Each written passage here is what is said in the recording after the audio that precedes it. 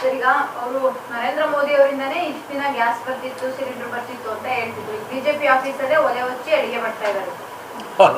ಈಗ ಅವರು ಚುನಾವಣೆ ಸಂದರ್ಭದಲ್ಲಿ ಸ್ಮೃತಿ ಇರಾನಿ ಅಂತ ಹೇಳಿದರು. ನಾವು ಯು ಪಿ ಎ ಸರ್ಕಾರ ಇದ್ದಾಗ ಸೋರೆಕಾಯಿ, ಬೆಂಡೆಕಾಯಿ, ಕ್ಯಾರೆಟು ಇದನ್ನೆಲ್ಲ ಹೂನಾರ ಹಾಕ್ಕೊಂಡು ಗ್ಯಾಸ್ ವಿರುದ್ಧ ಪ್ರತಿಭಟನೆ ಮಾಡ್ತಾಯಿದ್ರು. ಅದು ಮಹಾತ್ಮ ಗಾಂಧಿ ಸಮಾಧಿಯಲ್ಲಿ ಹೋಗಿ ಸುಷ್ಮಾ ಸ್ವರಾಜ್ ಅವರೆಲ್ಲ ಮಾಡ್ತಾಯಿದ್ರು.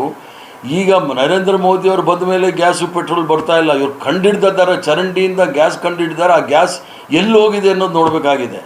ಆದರೆ ಇವರು ಬಂದ ನಂತರ ಗ್ಯಾಸಿನ ಬೆಲೆ 1000 ರೂಪಾಯಿ ದಾಟಿದೆ, ಪೆಟ್ರೋಲ್ 100 ರೂಪಾಯಿ ದಾಟ್ತಾ ಇದೆ.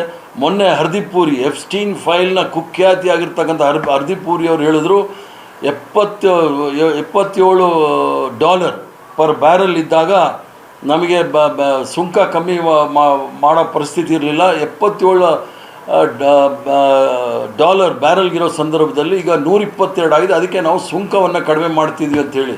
ಸುಂಕ ಮೊದಲು ಹೇಳಿದ್ದೆ, ಈಗಲೂ ಸಹ ಹೇಳ್ತಾಯಿದ್ದೆ, ಸುಂಕ ಕಡಿಮೆ ಮಾಡಿರೋದು ಜನಸಾಮಾನ್ಯರಿಗೆ ಯಾವುದೇ ಅನುಕೂಲ ಆಗ್ತಾ ಇಲ್ಲ.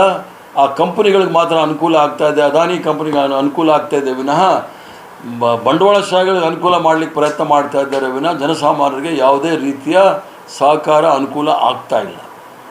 ಸತ್ಯ ಮುಚ್ಚಿಡ್ತಿದ್ದಾರೆ ಸರ್. ಅಂದರೆ ಪೂರೈಕೆಯಲ್ಲಿ ಆಗ್ತಾ ಇರೋ ವ್ಯತ್ಯಾಸನ ಜನರಿಗೆ ಹೇಳಿ ಅರ್ಥ ಮಾಡಿಸಿ ಪ್ರಿಪೇರ್ ಮಾಡಲಿಕ್ಕೆ ಸಾಧ್ಯ ಆಗಲ್ಲ ಅನ್ನೋದು ಅರ್ಥಕೊಂಡು ಅಲ್ಲ, ಸುಳ್ಳುಗಳು ಹೇಳ್ತಿದ್ದಾರೆ. ಇದೆ ಅಂತ ಈಗ ನಮ್ಮ ಪೂರ್ವಜರು ಪಂಡಿತ್ ಜವಾಹರ್ಲಾಲ್ ನೆಹರೂರವರು 1952ನೇ ಇಸ್ವಿನಲ್ಲಿ ವಿದೇಶಾಂಗ ನೀತಿ ಮಾಡಿದಾಗಲೂ ಸಹ ನಾವು ಯಾವುದೇ ಸಂದರ್ಭದಲ್ಲಿ ಯಾರ್ದಾದ್ರೂ ಪರ ನಿಲ್ತಾ ಇರಲಿಲ್ಲ.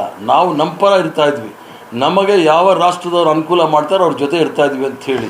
ಈಗ ನೋಡಿದ್ರೆ ಮೊದಲು ನಾವು ರಷ್ಯಾದಿಂದನೂ ಸಹ ನಾವು ಪೆಟ್ರೋಲು, ಡೀಸೆಲ್ ಎಲ್ಲ ಪೆಟ್ರೋಲಿಯಂ ಪ್ರಾಡಕ್ಟ್ ತರಿಸ್ತಾ ಇದ್ವಿ. ಅಮೇರಿಕಾದವ್ರು ಹೇಳಿದ್ರು ಅಂತ ನಿಲ್ಲಿಸಿದ್ರು. ತಿರ್ಗಿ ಅಮೇರಿಕಾದವ್ರು ಪರ್ಮಿಷನ್ ಕೊಟ್ಟಿದ್ದಾರೆ ಅಂತೇಳಿ ರಷ್ಯಾದಿಂದ ನೀವು ಪೆಟ್ರೋಲಿಯಂ ಪ್ರಾಡಕ್ಟ್ ತರಬೇಕಾದ್ರೆ ನಾವೇನು ಅಮೇರಿಕಾದ ಗುಲಾಮರ?